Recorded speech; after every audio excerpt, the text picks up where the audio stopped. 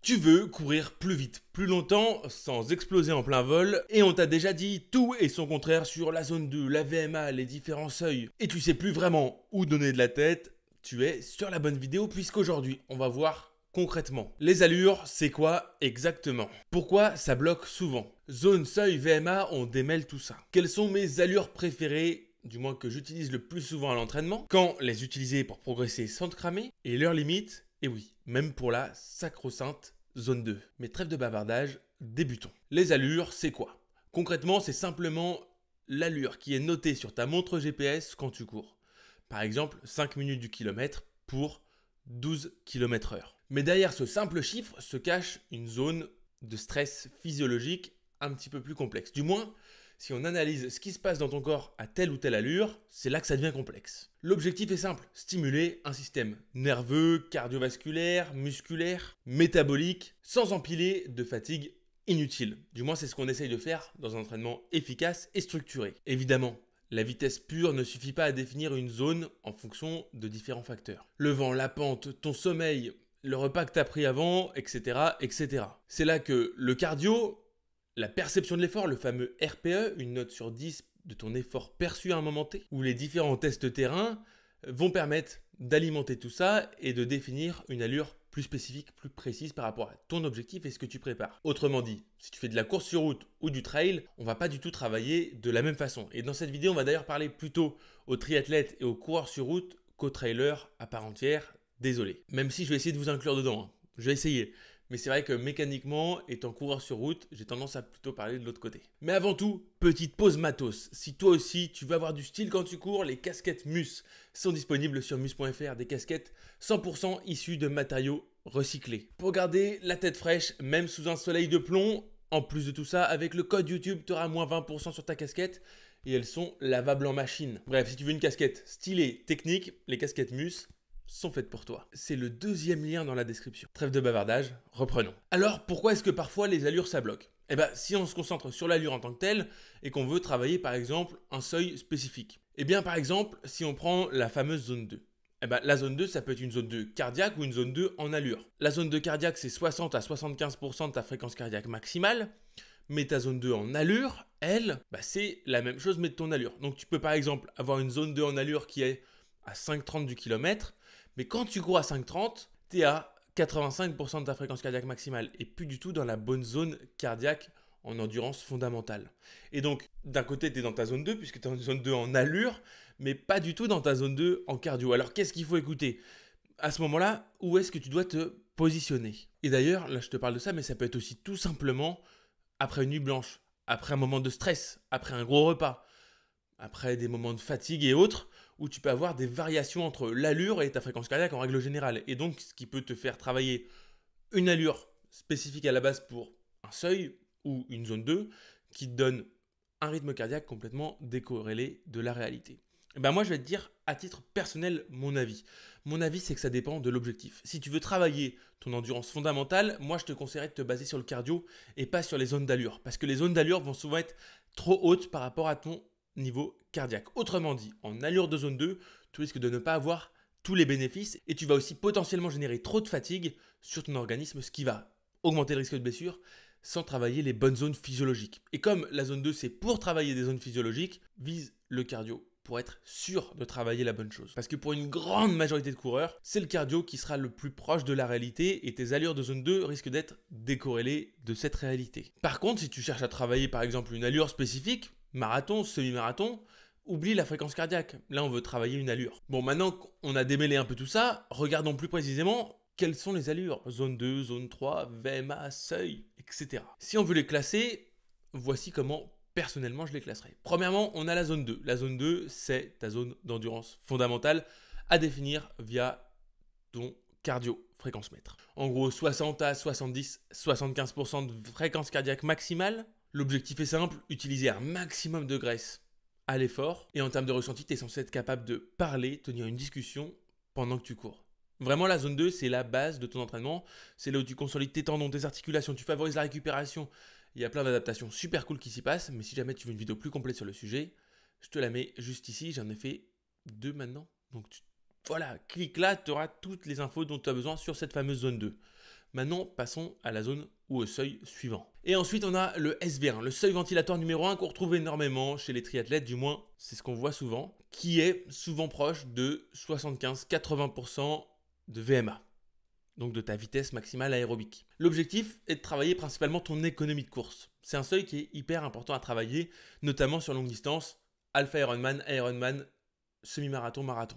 Du moins, pour moi, il faut tout le temps le travailler, mais dans ces cadres-là, c'est là où on va potentiellement le travailler un peu plus. Tu as un essoufflement qui est présent, mais tu peux continuer de parler. Ensuite, on a le SV2, seuil ventilatoire numéro 2, aussi seuil de lactate numéro 2, puisque les deux sont normalement très proches. Là encore une fois, soit tu le testes en labo pour avoir la vraie donnée précise, soit tu le fais à la louche, avec un pourcentage de VMA par exemple, souvent entre 85 et 88% de ta VMA grosso modo. Là, on cherche à repousser un peu le moment où tu exploses. C'est un rythme relativement élevé, ça commence à être très compliqué de parler, tu peux lâcher quelques petits mots par-ci par-là, mais normalement c'est quand même une zone où tu travailles quoi. Tu n'es pas en train de t'amuser. Ensuite, on a ce qu'on va appeler la VMA. On pourrait aussi appeler ça la VO2 max, ou du moins l'allure de VO2 max, qui serait potentiellement la meilleure allure pour travailler ta VO2 max. Grosso modo. Pour la définir, tu peux faire un test de demi-Cooper pour ta VMA. L'objectif, c'est simplement de travailler ta vitesse maximale aérobique. Donc là où le débit d'oxygène est au max. Grosso modo, c'est des intervalles très courts, très intenses. Et ensuite, on va voir tout ce qui va être allure de course, de compétition. Allure 10 km, semi-marathon, alpha Ironman, Ironman, marathon, etc. etc. Où là, l'objectif, c'est d'apprendre à verrouiller psychologiquement, comprendre son allure, comprendre comment son corps réagit, et petit à petit progresser sur cette même allure qu'on va travailler pour notre course. En gros, ce qu'on pourrait se dire, c'est que l'allure, c'est le facteur externe. En gros, tout simplement, c'est une donnée à un moment T, tu as telle vitesse à tel moment. Et ensuite, on a la partie cardiaque, qui va être la variable interne. Comment mon corps réagit aujourd'hui par rapport à l'effort que je lui soumets. Habituellement, en courant à 5 du kilo, je suis à 170 BPM. Aujourd'hui, je suis à 165. Est-ce que c'est bien? Est-ce que c'est mauvais? À toi de le définir. Donc tu l'auras compris. Moi, personnellement, j'ai des allures que je chouchoute un petit peu et c'est celle que je viens de te donner. Pour résumer, la zone 2, cardiaque. Ensuite, le seuil ventilatoire numéro 1, qui est aussi proche d'une allure de zone 2. Tu vois, c'est là où l'entraînement est parfois un petit peu compliqué dans le sens où il y a plein de termes différents qui en fait se regroupent, s'imbriquent. Et parfois, voilà, une allure de zone 2 qui est proche d'un SV1, mais parfois on ne comprend pas vraiment le lien entre les deux. En fait, tout simplement, c'est des méthodologies d'entraînement différentes qui reviennent à travailler à peu près la même chose, mais de façon différente dans l'organisation globale de ta semaine. Ensuite, le seuil ventilatoire numéro 2 ou le seuil lactate numéro 2. La VMA, slash VO2 max, mais vraiment la VMA en tant que telle, ou PMA à vélo. Et enfin, les allures de course, 10 km semi, marathon, Ironman, alpha Ironman, triathlon M, olympique, etc. Et si tu te dis maintenant, ok, j'ai bien compris les allures, mais comment est-ce que je les colle à mon programme? Eh bien, si tu veux que je le fasse pour toi, que je t'accompagne personnellement dans ta progression, il me reste 3 places actuellement en accompagnement personnalisé. C'est le premier lien dans la description. Donc, si tu veux que je t'accompagne personnellement dans ton objectif, c'est le premier lien. N'hésite pas à mettre un maximum d'infos, puisqu'il n'y aura que 3 personnes de sélectionner. Donc, n'hésite pas, tu le remplis, je te recontacte. On prend un petit temps ensemble pour échanger, pour voir par rapport à tes objectifs comment je peux t'accompagner. Et puis, c'est parti, on fonce ensemble. Bref, trêve de bavardage, reprenons. Maintenant, si tu veux toi-même t'organiser, je vais te présenter un exemple de prépa, ou du moins de cycle de prépa que tu peux faire pour ton prochain triathlon ou ta prochaine compétition en course à pied. Même si bien évidemment en triathlon, il y a quand même pas mal de spécificités, mais on va rester global dans cette vidéo. Prenons un exemple. Si tu as une course dans 16 semaines, allez, on prend 16 semaines parce que je sais qu'il y a beaucoup de coureurs qui partent sur ce type de prépa-là, mais n'oublie pas, hein, moi je te conseille de courir à l'année, mais si on doit faire 16 semaines de spécifique, voici comment je les découperai. Premièrement, le travail de base. On va essayer de le faire polariser. Autrement dit, beaucoup de travail de base de basse intensité, d'endurance fondamentale, de zone 2. Mais aussi un petit peu de travail d'allure de zone 2 disséminé par-ci par-là, mais en très faible quantité. A l'inverse, je t'ai dit, on va polariser. Donc on va faire beaucoup de travail intense. VMA, PMA, sprint. L'idée, c'est vraiment d'aller stimuler cette partie-là qu'on n'aura plus trop l'occasion de stimuler par la suite. Ou du moins un petit peu moins. Ensuite, on passe sur un travail plus spécifique, on se rapproche, on passe sur du travail au seuil. SV1 puis SV2, les deux en même temps, fais-toi plaisir. L'objectif, c'est simplement, quand je dis les deux en même temps, pas dans la même séance, hein. Les deux en même temps, par exemple, ça peut être une semaine où tu cours 5 fois, tu peux mettre un seuil ventilatoire numéro 1 et un seuil ventilatoire numéro 2. Par exemple, si tu cours 3 fois, un seul fractionné par semaine. L'idée est simple, améliorer ta capacité à utiliser. L'idée est simple, te rendre plus économe en courant, en vélo, etc. Ensuite, sur 4 à 8 semaines, on va faire du spécifique compétition avec beaucoup d'allure de course. Et tu l'auras compris, l'idée c'est aussi de disséminer dans tout ça quelques séances un peu spécifiques, comme par exemple des semaines de récup avec pourquoi pas une petite séance de VMA en côte à la fin de la semaine. Moi, c'est quelque chose que j'aime bien faire, mais pas d'obligation. Après, tu peux aussi faire des petites variations. Tu peux aussi faire par exemple sur tes semaines de récup une petite séance VMA assez light, histoire de simplement maintenir un peu d'intensité. Voilà, ça peut être des pistes de réflexion. C'est à toi de voir comment tu souhaites structurer tout ça par la suite. Et enfin, une semaine avant la course, période d'affûtage pour arriver frais, dispo le jour J. Mais alors, quelles sont les limites de tout ça? Premièrement, la limite, c'est ce que je te disais en début de vidéo. L'allure, ça dépend du dénivelé, du vent qu'il va y avoir, de la météo, de la chaleur. Il y a plein de choses qui vont impacter sur ta vitesse.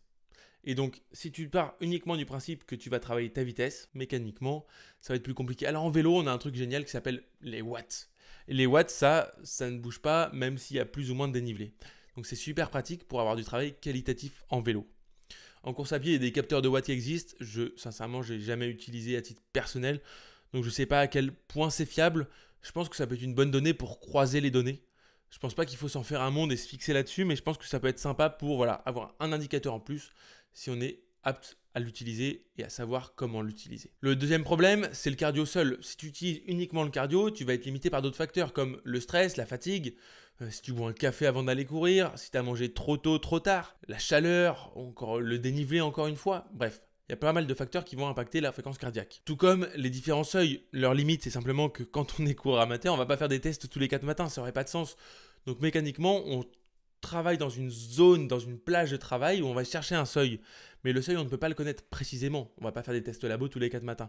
Donc l'idée, c'est toujours de s'en rapprocher, donc de se fier aussi à ses sensations. Et enfin, n'oublie pas de ne pas faire trop d'intensité. Si tu fais trop d'intensité, tu vas générer trop de fatigue. Si tu génères trop de fatigue, tu ne récupéreras pas bien de tes séances. Parce que pour rappel, si tu veux progresser en course à pied, il faut bien récupérer. Si tu ne récupères pas assez, tu ne progresseras pas en conséquence de tes séances. Autrement dit, il faut mieux s'entraîner un petit peu moins pour mieux récupérer qu'un petit peu trop. Et donc, tu n'arrives plus à récupérer. Et là, tu génères de la fatigue chronique, du stress, etc. Et potentiellement un risque de blessure très élevé. Voilà. Si je devais te résumer cette vidéo en 60 secondes, c'est maintenant. Premièrement, n'oublie pas, la base, c'est ton endurance fondamentale, donc fais-en 70 à 80% de ton volume global à la semaine. Les seuils ventilatoires numéro 1 et 2 sont ton moteur, ton diesel. C'est ce qui va te permettre de te rendre plus économe, plus efficace, plus efficient, plus durable. La VMA, c'est ce qui va te permettre de courir plus vite, d'être plus explosif. Donc j'aime bien le travailler souvent loin de la compétition, sauf pour travailler à haute intensité, n'oublie pas de faire de la VMA, de la VO2 max. Et enfin, n'oublie pas le spécifique avec de l'allure de course dès que tu te rapproches d'une échéance sportive.